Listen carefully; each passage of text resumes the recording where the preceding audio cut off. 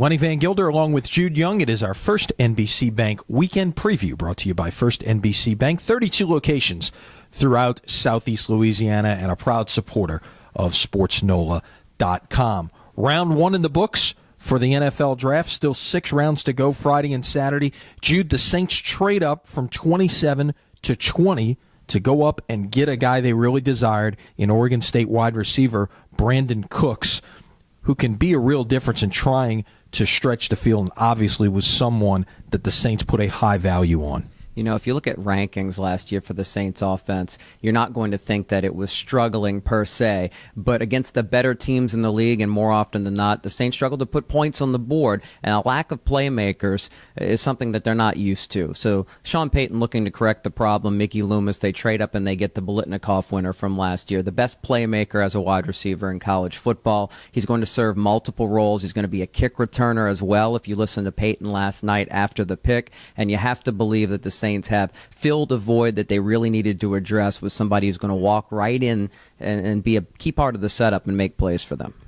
A 4.3, 340 guy who can definitely stretch the field, was faster than any other wide receiver at the combine this year. So a guy who, you know, can serve, like you said, multiple roles. We'll see what else the Saints get done over the next 2 days. They have a second-round pick. They gave away their third-round pick last night to be able to move up 7 spots, so Arizona will pick in the Saints spot in the third round now. 4 picks coming on Saturday, including a pair of 5th-round picks. So still some wheeling and dealing perhaps that could happen, so just stay tuned to SportsNOLA.com. Follow our hashtag SNDraft for all of our latest tweets as well on what is going on with draft weekend. Awful lot of baseball to get to. Let's start on the high school front. It is quarterfinal weekend in the Class 5A tournament. They will play again best 2 of 3 as they did last weekend. For the most part, seeds have held as a result of this, although one of the teams that's playing a little bit of a lower seed is Brother Martin, the 2 seed. They will play the 10 seed Live Oak in the quarterfinals at Maestri Field at First NBC Ballpark. We will have those games for you live on SportsNOLA.com as well as WGSO 990 AM. Jude will have the call along with Danny Ream Friday night, Saturday afternoon, perhaps Saturday evening if a Game 3 needs to be played. Of course, rain is in the forecast, so follow us at SportsNOLA.com for all the latest.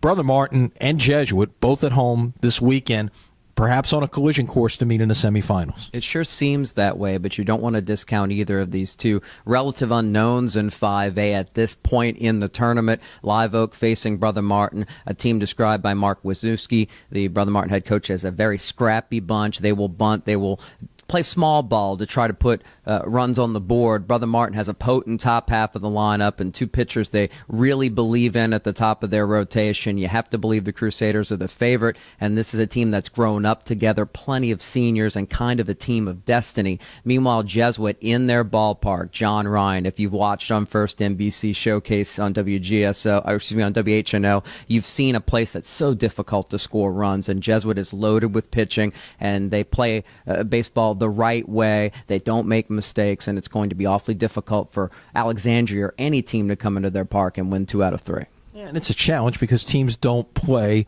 on that artificial surface very often as well. Plus, no dirt anywhere in the ballpark. They've got to pitch off an artificial surface mound, so we'll see how Alexandria responds to that. A similar format, Friday night, Saturday afternoon, Saturday night for their series. And again, we'll have the latest on the weather updates if that does come into play, so stay with us here at Sports NOLA.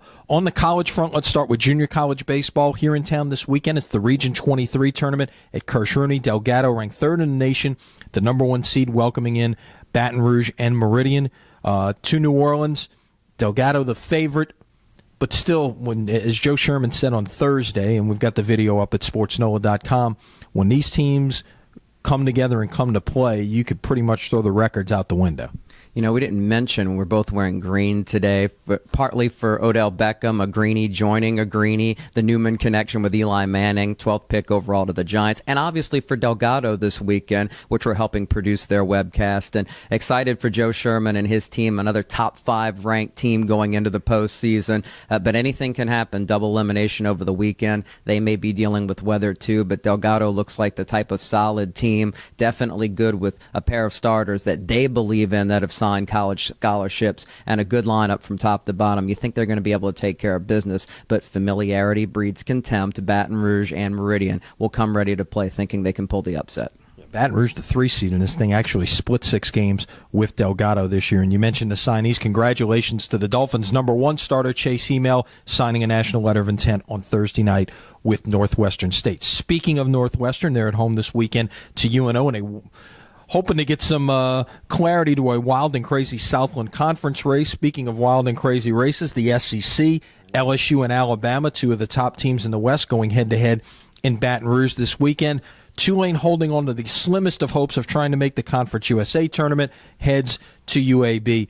What catches your attention of those series this weekend? Well, the latter two, LSU, these final 2 weekends of the regular season, home against Alabama and then at Auburn. The Tigers absolutely need series victories at the minimum if they have a chance to be one of the 16 regional hosts come postseason time. They can't even be thinking as far ahead as trying to win the West. Ole Miss has a much more favorable schedule and a lead right now in that respect. And you have to feel bad for Tulane. They're playing their best baseball right now the past couple of weeks, and you feel like with their pitching, they could do damage if they made the Conference USA tournament. They pretty much have to feel like to have any chance, they have to win them all at this point, but don't count them out. Again, they have the type of pitching depth that could make them dangerous in the postseason. Yeah, they really are playing well, having won 6 of 8 here over the course of the last 2 weeks. We will no doubt have a lot to talk about come Monday, whether it's baseball, whether it's the wrap-up of the NFL draft. Ken will be back here. Thanks, Jude, for sitting in for Ken, who is on assignment this weekend, and we'll see you soon. Sounds good.